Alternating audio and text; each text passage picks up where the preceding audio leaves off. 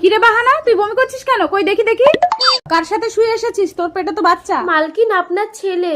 কি? যত বড় মুখ নয় তত বড় কথা। সামান্য একটা কাজের মেয়ে হয়ে তুই আমার ছেলের নামে বদনাম দিচ্ছিস? সত্যি বলছি।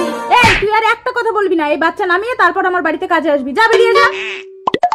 কিরে বাহানা, তুই কাজের বাড়ি থেকে চলে এলি কেন?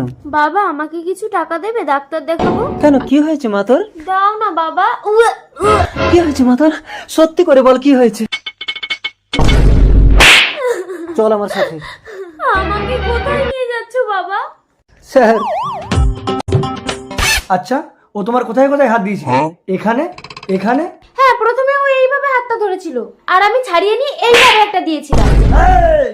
স্যার, ওকে ক্ষমা করে দিন, ছোট মানুষ। এই বুড়ো, তোকে ভেতরে ঢুকে 2-4 গা দিলে তোর মেয়ে এমনি ঠিক হয়ে যাবে। অফিসার, আমি কিন্তু এমন জায়গায় নালিশ করবো আপনার চাকরিটাই থাকবে না। ভয় পেয়ে গেছি। তা বলি, নালিশ কোথায় জানাবি রে? Social media.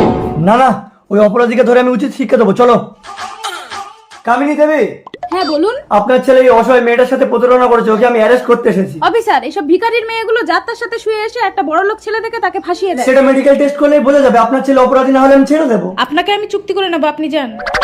Social media. না না, আপনি আমাকে ঘুষ দেওয়ার চেষ্টা করছেন। এই অপরাধে আপনাকে আমি অ্যারেস্ট করতে পারি। চলুন। দাঁড়ান দাঁড়ান, আমার মাকে নিয়ে যাবেন না। আরে এই তো আসামি, তোকেও নিয়ে যাবো, চল। আমি কোনো দোষ করিনি, বাহানা আমার বিবাহিত স্ত্রী।